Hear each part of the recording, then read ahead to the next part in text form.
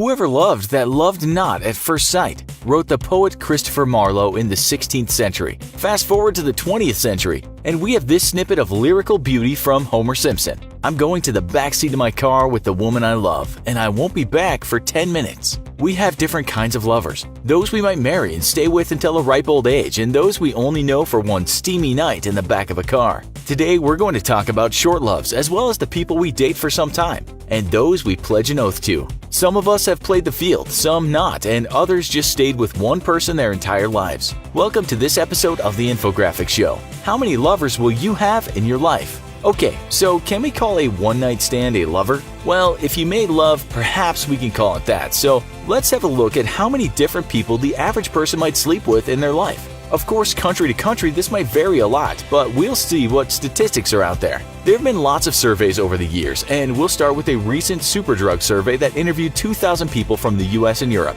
The survey gave details about each country, and also the global average combining all the participants. The global average for women was 7 lovers in a lifetime, and the average for men was 6.7, almost equal. Some of you might now be thinking, I slept with that many people in high school and kept a healthy rate going into my 30s or 40s.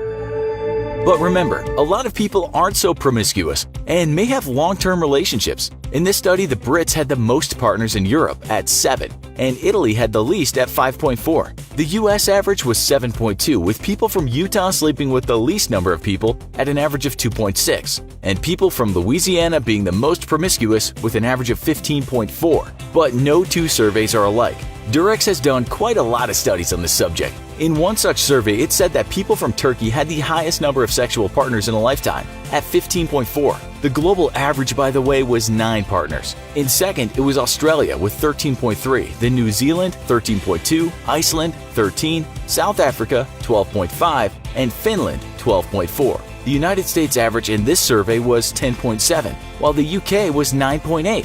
Down at the lower end of the scale was India, 3, China, 3.1, Vietnam, 3.2, Hong Kong, 3.7. Yet another survey, this time by the Journal of Sex Research, said from the 15,000 people they interviewed across the globe, men had an average of 14.1 partners and women 7. As we said, there are many surveys, but it looks like a high number for a country would be no more than 15 and a low of 3. How many one-night stands will you have in your life going by these numbers? Well, you'll likely fall somewhere in the middle. Of course, some of you might rut like rabbits your whole life, while others might marry their high school sweetheart and never sleep with another person. The problem we have now is that these surveys don't differentiate from one-night stands, people who pay for their carnal thrills, and people who have long-term lovers. We can't call paying someone for this act an act of love or having a lover. But just so you know, one survey by World Atlas told us that the countries that spend the most on that are in order: Spain, Switzerland, South Korea, Germany, and Japan.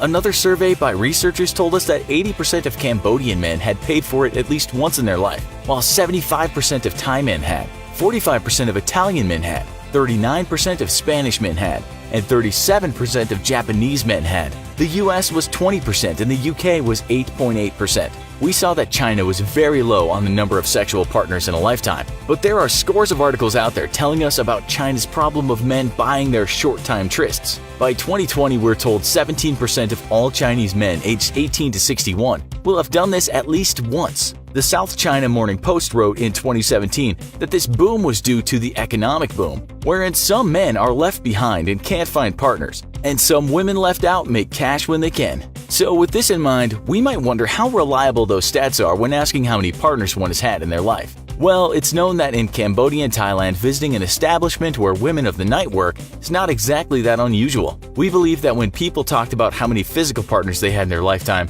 they were talking about serious partners or even perhaps one-night stands that didn't involve the exchange of money. As we said, even though these on-the-clock engagements are not lover with lover, we have to point out that they might profoundly change the numbers regarding how many people someone might have slept with. It seems not much research has been done into how many boyfriends or girlfriends we'll have in a lifetime. This question was asked on Quora, and we saw replies such as this from a man in the USA who said he had slept with a total of 57 women in his life. He said he counted. He added, "In university, I was heroic. I had 4 relationships that felt serious, 2 of which I thought could lead to marriage, including one that did in fact lead to my marriage." We did, however, find one source that told us that men will have an average of 8 serious relationships in their lifetime, while women will have an average of 7.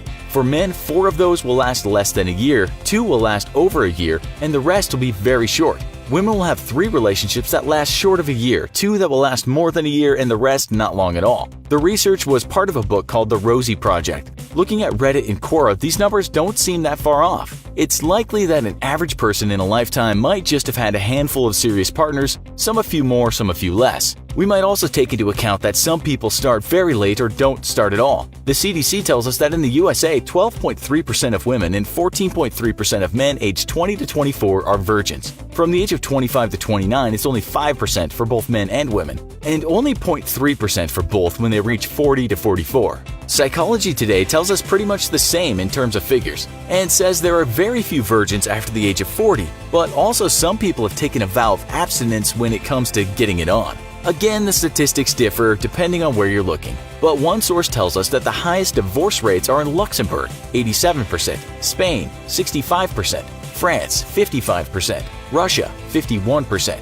and the United States, 46%. The lowest rates of divorce are in India, 1%, Chile, 3%, Colombia, 9%, Mexico, 15%, and Kenya, 15%. We might look at other stats that tells us in 2013, 40% of marriages in the US had at least one person in that relationship that had married before. Pew Research tells us that indeed that year, 4 out of every 10 marriages had one person who had been married before, and in 20% of marriages, both people had been married before. Pew also said more people were dating online, but research hasn't shown that this doesn't necessarily mean people are having more lovers. We already did a show on dating in the digital world, so you should check that out. All we can do now is turn this over to you, and maybe we'll glean something that defines statistics we've talked about today. How many lovers have you had? How many one-night stands? How many do you think you'll have? If you're still a young gun, from what you know about the people around you, how many lovers do you think people have had in a lifetime? Both serious relationships, short flops, and just one night.